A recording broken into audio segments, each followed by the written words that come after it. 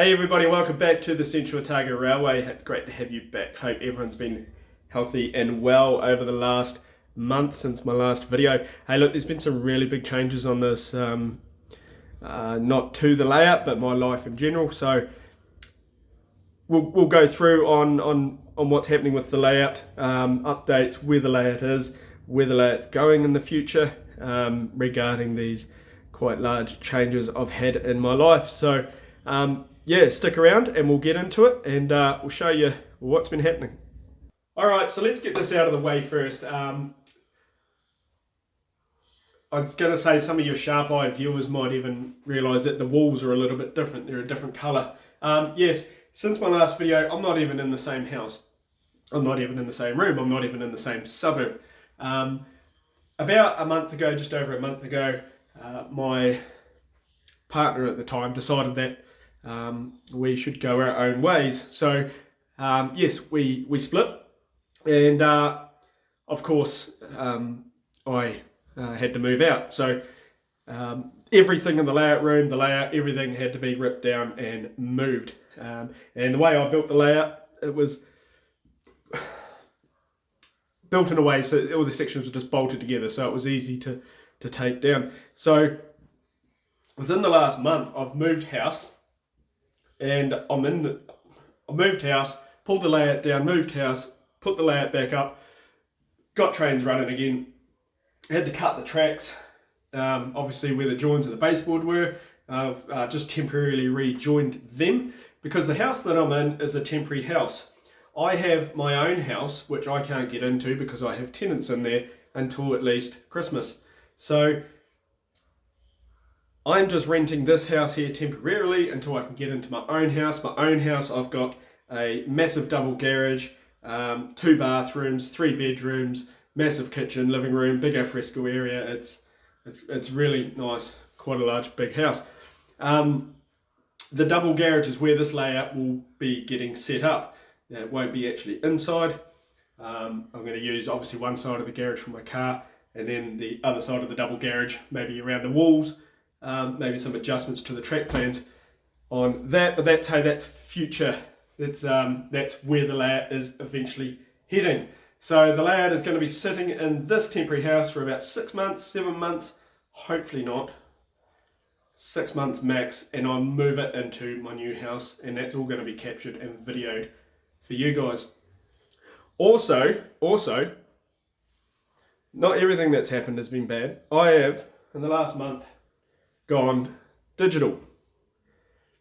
I have gone DCC. So basically, I bought this and I didn't have any time to put it into the layout when I was in the other house, because obviously all of that happened, and everything was sort of put on the back foot. But now I've got the layout set up in this temporary house.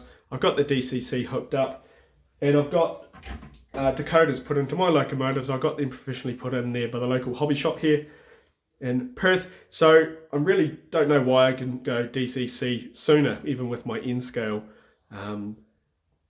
Willow Creek subdivision layout. I really enjoy the DCC, and I love the whole, you could walk around the layout.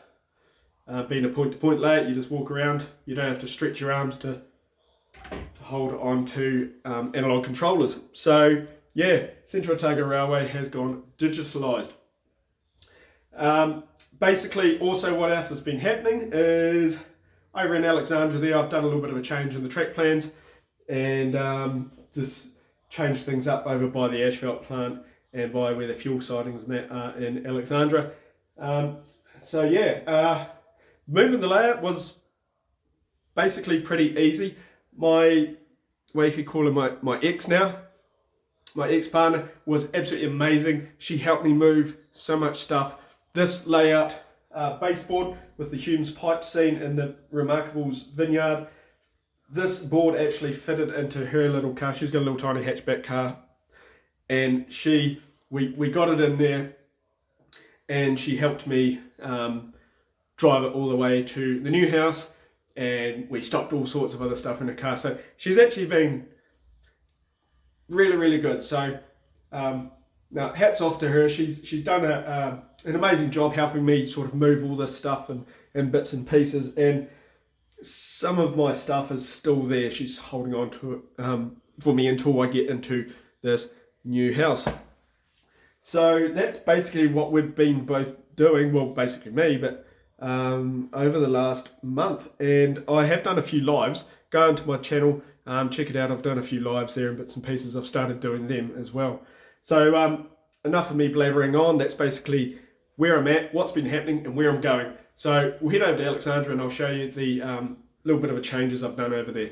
Okay, so here in Alexandra, bit of a mess, obviously. This board didn't get Cenic'd at all. This, apart from the concrete pad over here, it's just out of view for the apple and pear board, I didn't do any Cenic's.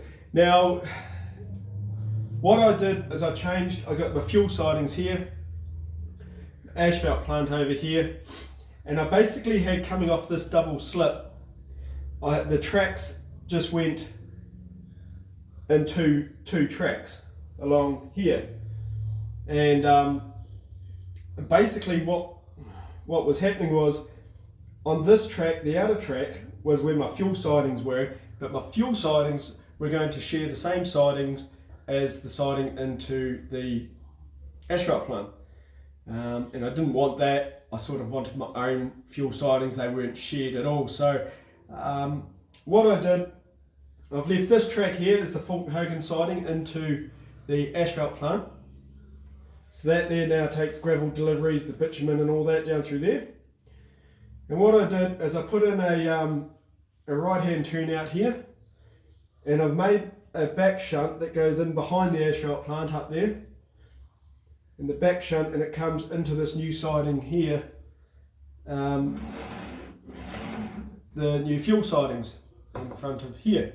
So I've managed to nestle the asphalt plant. I've still got parts of the asphalt plant that are still packed away. I haven't unpacked everything from when I moved houses, but I've nestled it there in this bit of a V section. Where the trucks get loaded with asphalt, they're going to come out, and there's going to be a crossing here that come across on a diagonal. So they're going to come across there and out. And I've operated it a few times like that, and it's actually worked out really well. The thing with the fuel siding, if I had to switch the Fulton Hogan asphalt plant, I had to move, if there was any wagons in the fuel siding, I had to move them out and then relocate them in, which I didn't think was going to be prototypical for fuel wagons to be constantly moved around like that just to get a couple of LAs full of stone. So that's basically where we are with the track plan there. And this is the second time that it's been changed. Excuse me. And we're just going to keep operating it as it is now, and we'll get a feel for that, and we'll definitely see how that goes in the future. Okay, so what we're looking at here, this is where I had to divide the baseboards to obviously move them between houses. So I had to cut the rails, and I cut them with the Dremel, and then I've used these sections of temporary track to bridge between the baseboards. Now, I'm not going to ballast them because this layout is only here temporarily until I move into my new house. So I'm not going to waste ballast and glue and bits and pieces like that and tidying up the joins in here. It's just going to stay like that. I did paint the rails because I was sick of looking at them all shiny. Also, I had to cut in between the Clyde cartage yard there with the dirt, and cut away a lot of the grout powder there to join those rails up. But they seem to have joined up pretty well. Okay, now we come along to Chicago Street, the Chicago Street rail crossing. Now I got really lucky here because you can see the baseboard join runs down basically down past the plaster road, and I'm very lucky. I don't know why, maybe because that track at Fulton Hogan Yard was sitting there, I curved the road like that, but I just avoided doing a whole lot of messy patch up works on that road. It just goes through the shoulder there, which I'm quite happy with, and you can see again I've got some temporary pretty nasty looking, but temporary. And the DJs run over it fine. Everything runs over it fine. So if it works for me, it's good enough for temporary. So I had to bridge these two sections here. I probably could do it a little bit better and put, some sleepers in there, make it look not so bad. Couple of little bits, maybe the little fence here sort of got broken along the move, but that's nothing. Just a little bit of glue will fix that up. And those were the only two joins in the layout that I had to cut track for. So very lucky with that. Okay, and now while we're on an update, I also got this fence put in just beforehand, and it runs around the perimeter of Hume's pipes there. And it managed to survive, as I said, a little bit of glue there. But it managed to survive the move. So, and what I did is I've got the gates here, and the gates are actually operational. So I'm very pleased how they turned out. I was thinking about making the gates, like automatic or something, but for what it is. So yeah, basically that was part of the Humes yard that I did not long after I got back from England, actually. Did that, and I also did the road that comes down and meant to join up with that road there. Sorry, there's my power pack. Yeah, but everything else survived pretty well. Sorry if I'm panning around too quickly for you. I'm very happy how this yard came out. I just got to get some decals and stuff for that. Okay, and also what I've been up to is I got this little DSB shunter here from 3'6" Models. I'll put the link in the description. It's quite a nice little project. This is DC, so I'm in the process. I've got to get a decoder put in for that. Both my DJs have been converted to DCC and they run beautifully. And yeah, so that little DSB, it's sort of hung out at the Clyde Loco depot until it gets a decoder in it, and then we'll be able to use it. I have run this on DC before I switched it over, and it runs beautifully. So basically, guys, that's what I've been up to in this last just over a month. And basically the update is bit of a short one, but there's going to be more happening, so please watch this space.